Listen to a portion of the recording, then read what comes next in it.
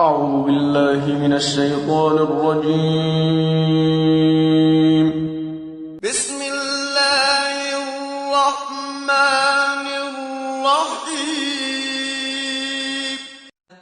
ومن الليل فتهجد به نافلة لك عسى أن يبعثك ربك مقاما محمودا والذين يبيتون لربهم سجدا وقياما. بسم الله الرحمن الرحيم.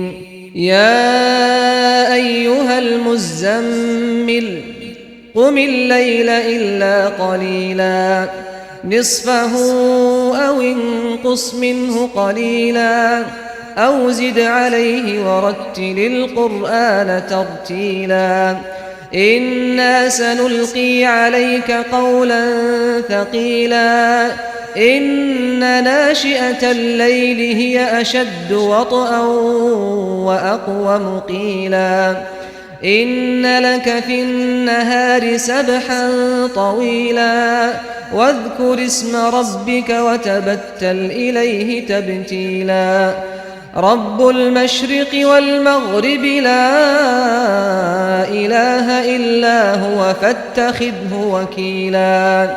One of the statements of our Prophet ﷺ is that fikratu sa'a khayrun min sab'ina or sittina sana min al-ibadah. That 1 hour of reflection, right, which doesn't mean an hour or 60 minutes like in our time, a period of time of reflection is greater than 60 or 70 years worth of worship. Meaning that the impact that that worship has on your heart of reflection is greater, has a greater impact than were you to have outwardly worshipped your Lord for 60 to 70 years. And that one of the greatest objects of reflection, because that you could translate tafakkur, that one of actually the best word to translate is meditation. But someone think you hear that word meditation and like because of what we normally think about in meditation, you imagine like a yogi with his hands up or something of that sort. But in reality, meditation is the proper word to translate tafakkur. And tadabbur would probably be best translated as tafakkur, and Allah Ta'ala knows best.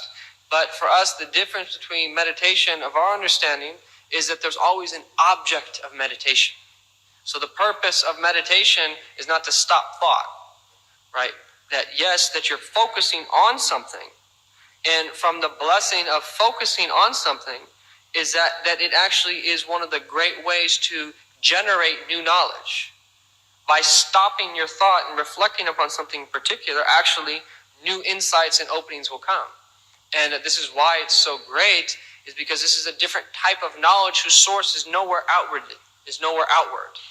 And this is why Mawlana Rumi, Imam Ghazali, and a number of others use this analogy constantly of the reservoir, that you could channel water into that reservoir from outside in order to keep water in there, or that the example of knowledges that spring forth from your heart are when you have a spring from within the earth, that even without rainwater, any channeling of the water outwardly, is that the water is coming from the ground itself.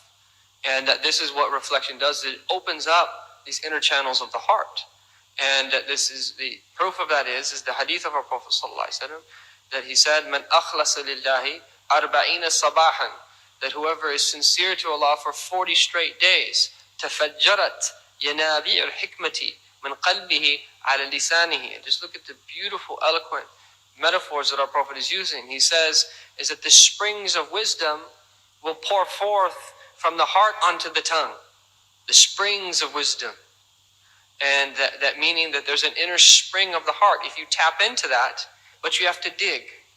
That if you just leave it undone, just like well water, that you have to dig.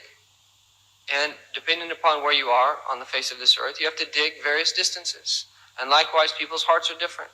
Some people, it's as if that they're living right near a riverbed. And if you dig 10 feet deep, you have water. Right? Other people are living in the mountains and they have to dig 200 meters deep. That everyone has a reservoir, an unlimited reservoir of spiritual knowledge in their heart. But it's about whether you put in the time to dig it out and excavate it or not. If you do, it will pour forth from your heart onto your tongue.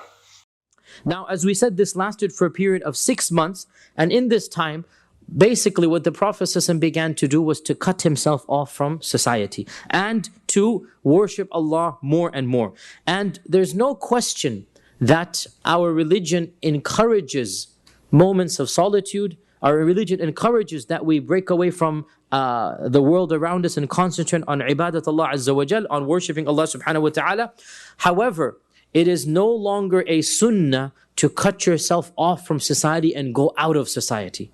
This was something the Prophet ﷺ did before the revelation came down. Once the revelation came down, he never returned to Hira even once.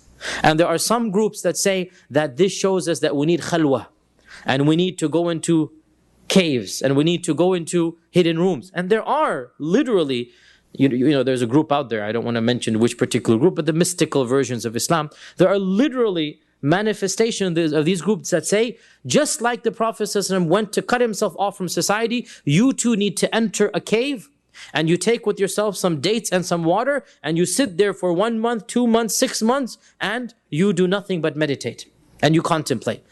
Now, it's very easy to correct this misunderstanding. The Prophet ﷺ did this when he didn't have revelation. As soon as revelation came, there was no need for him to do that. So he never returned to Hira to worship there anymore. He never returned to that type of solitude. And if a person truly wants solitude, then the Prophet ﷺ told us the way to do that. وَصَلِّ بِاللَّيْلِ وَالنَّاسُ نِيَامٌ. Pray at night when everybody is sleeping. And Allah says in the Quran that at night when the tahajjud comes out, when the stars come out, then you will find them. When the stars are out and everybody is asleep, you will find our true servants worshipping. So for those who truly want that type of solitude, the ibadah of tahajjud is open for them, and that is the solitude of our religion. And so the Prophet ﷺ would pray an odd number of rak'at. And that's usually 11 or 13 basically, right? He would pray this quantity, and this is called witr, it is called tahajjud, it is called qiyamul layl, all of this is the same name. This he would never leave, ﷺ, even in traveling. And Ibn Taymiyyah and others say that qiyamul layl was wajib upon the Prophet ﷺ, but not upon his ummah, right? Because Allah says in the Quran, وَمِنَ اللَّيْلِ فَتَهَجَّدْ بِهِ.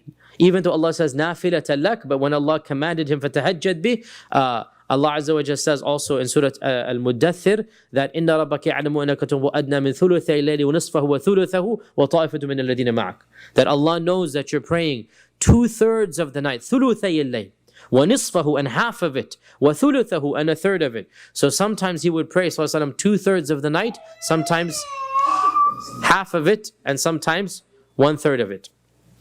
So the Prophet ﷺ would differ in his quantity of tahajjud depending on how long he slept and what his mood was basically for the time. But he would pray tahajjud every single night, even in traveling. These are the two types of sunnah that he would pray. Now apart from this, there's nafil. And nafil is unlimited in its scope. You may pray nafil at any time of the day and night, as long as it's not in the times of prohibition. الذين يذكرون الله قياما وقعودا وعلى جنوبهم ويتفكرون في خلق السماوات والأرض ربنا ما خلقت هذا باطلا سبحانك فقنا عذاب النار ربنا إنك من تدخل النار فقد أخزيته وما للظالمين من أنصار ربنا إننا سمعنا